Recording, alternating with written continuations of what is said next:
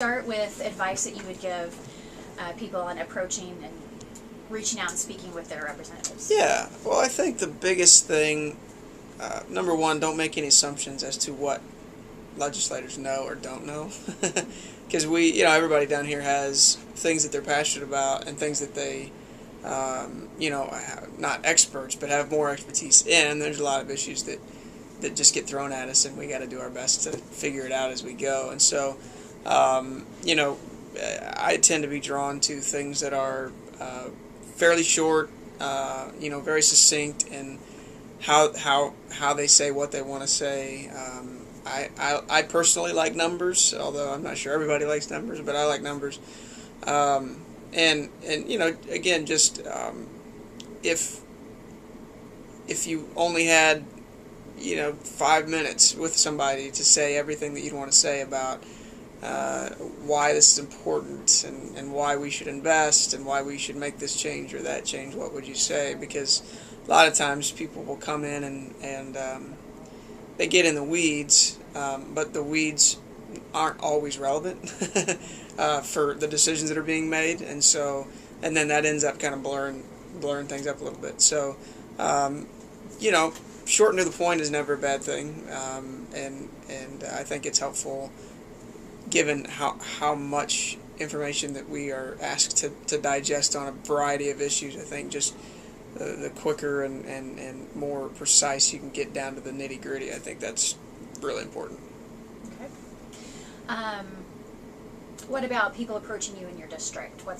Are you open to that, or what are your suggestions? Yeah, no, absolutely. You out in the community? Yeah, absolutely. I think that's why I do what I do. So I think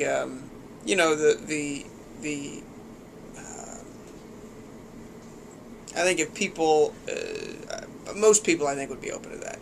I think so, and I enjoy it, and I usually anybody that emails me or calls me and wants a meeting about anything, I'm going to give it to them if I can, so and for here, I think just from the flow of how things operate, my only suggestion is to call ahead and to make an appointment, just because a lot of folks pop in, and 70% of the time that's okay, but then when you get 2 or 3 pop-ins, and then you don't really have time to give to everybody that you really want to give, and you want to be able to make sure that people feel like they're being heard, and you get all the information you need to get. And so I think that really on both sides, just maybe planning a little bit ahead is not a bad thing for the way this world operates.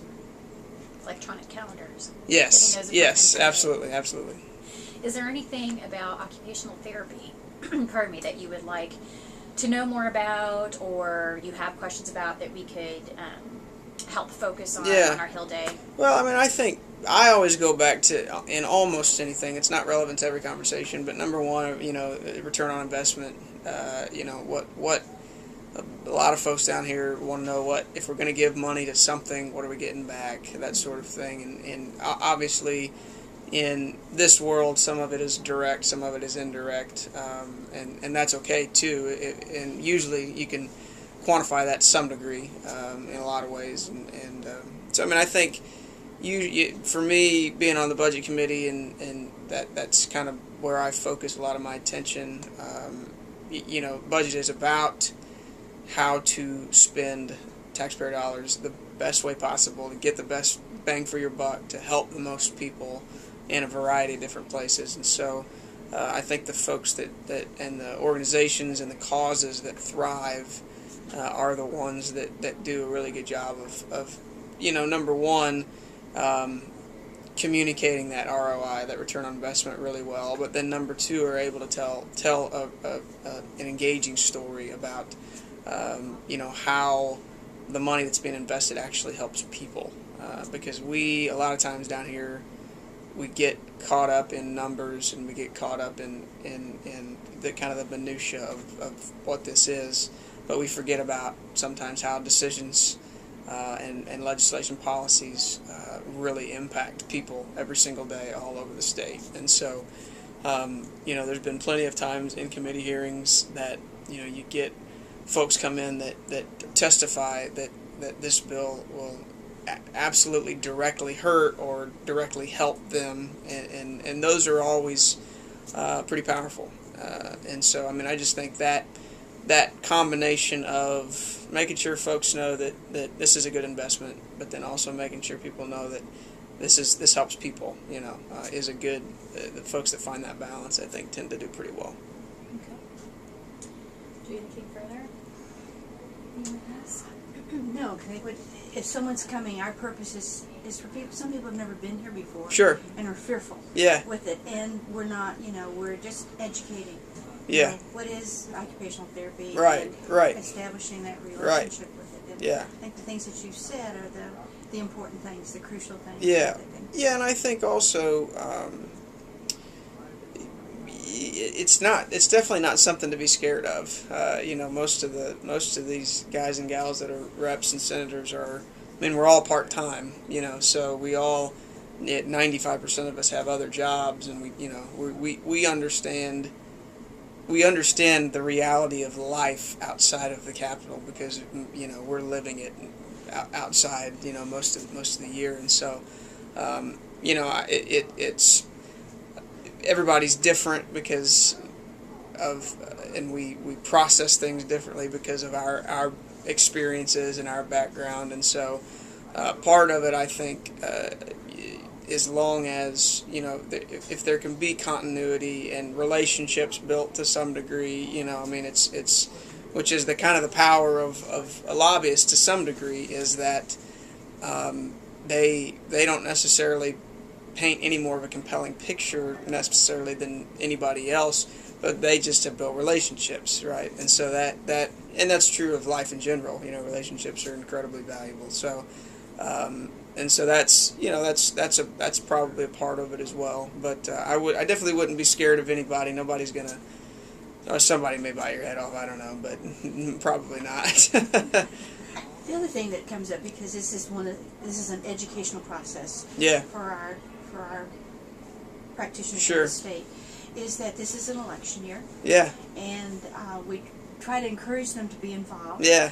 And why, how could they be involved, and why should they be involved? Because sometimes they feel like it doesn't reach them. Yeah. Yeah. Well, I think the election year always poses some interesting challenges down here, but I tell everybody, the worst thing that you can do is not be engaged in this process as a citizen, because otherwise you don't have a voice. If you're not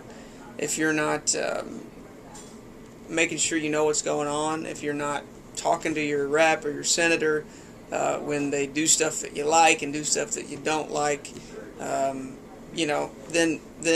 when something happens and you don't like it, it's tough to get up in arms about it, because if you cared enough about it now, you should probably care about it in the initial stages. So, I tell this to everybody, and you can be engaged and be on the opposite side of me on stuff, but just be engaged, and I think getting to know, and this is pretty easy to do in Boone County, for sure, but get to know your legislators, get to know what they stand for, get to know go on their website and figure out usually the things that they're most passionate about, they'll have on a website, so you can get some understanding for kind of what makes them tick, and that in some part I think could help navigate a conversation with them, because if you know something about them and you're not going in 100% cold, then that could help steer it in the right direction. So I think in any field, anybody that has anything to do with really anything, being engaged in this process is really, really important. Speaking of looking at interest, I saw some of your YouTube stuff. Oh yeah. I was impressed. Well, thanks. I was like, wow. Yeah. That's pretty impressed. It was fun. Do you sing anymore anywhere? Rarely. I'm about the fourth string guy at my church now, so because time is, I don't have a lot of it, but then a couple weeks ago I did something for him. So which church do you go to? I go to Christian Chapel over on South Providence behind Hy-Vee. Yeah, so I was actually I've attended there since we moved here in 1990. But then I was on staff as their worship pastor for 3.5, 4 years. So then I got demoted when I ran for office. So.